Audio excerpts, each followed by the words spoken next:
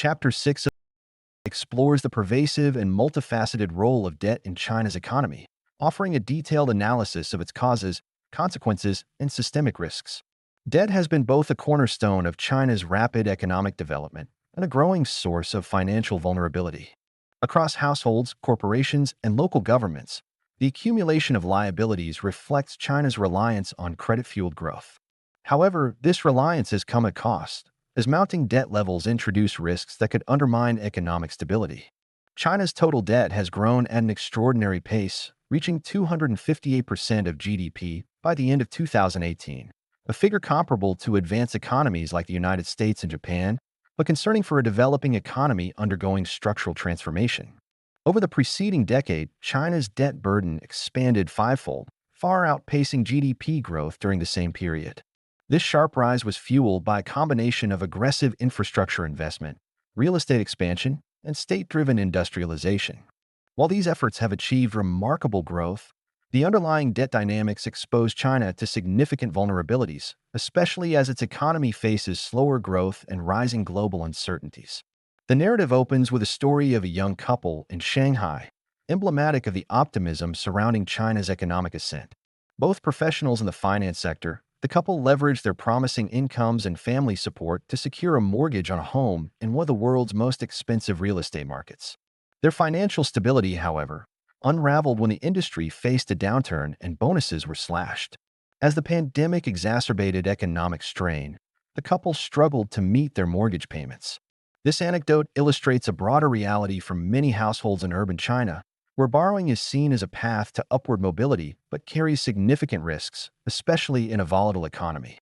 Household debt, which now accounts for a significant portion of China's overall debt, has surged in tandem with rising property prices.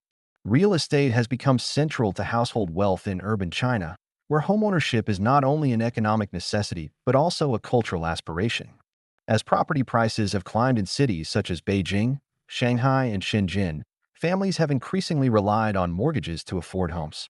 By 2018, housing loans made up more than half of all household debt.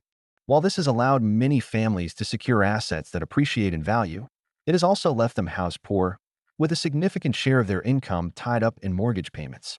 This constrains discretionary spending, dampens household consumption, and ultimately slows economic growth. This rising debt burden also exacerbates vulnerability to economic shocks.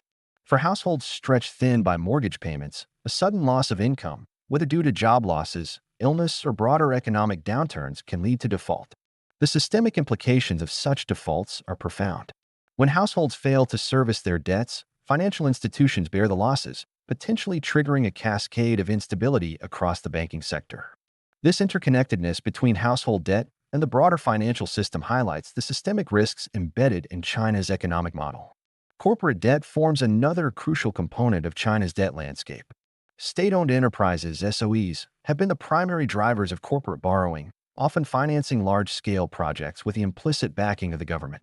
This access to credit has allowed SOEs to undertake ambitious infrastructure and industrial projects that might not have been feasible under purely market-driven conditions. However, many of these projects yield low or negative returns, particularly in overcapacity industries like steel, cement, and coal.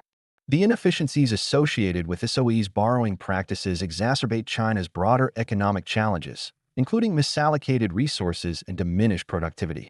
Private corporations, particularly in the real estate sector, have also accumulated significant debt. Developers routinely borrow heavily to acquire land and finance construction projects, often using speculative financial instruments and shadow banking channels. This reliance on high-risk financing exacerbates vulnerabilities in an already fragile property market.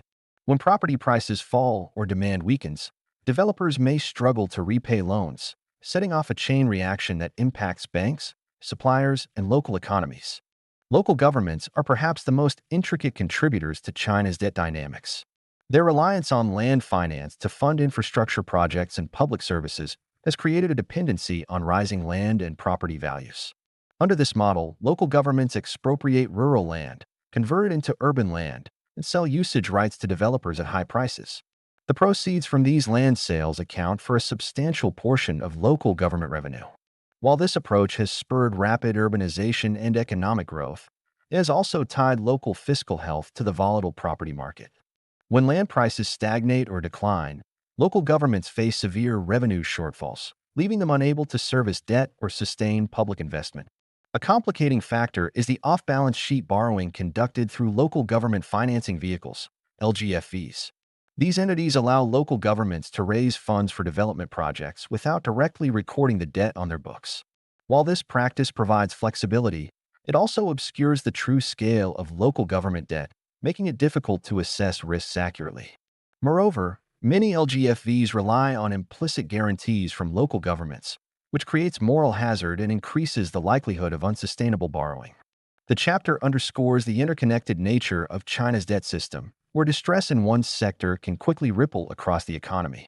For example, a downturn in the property market not only reduces household wealth and consumption, but also undermines local government revenue from land sales and puts pressure on developers.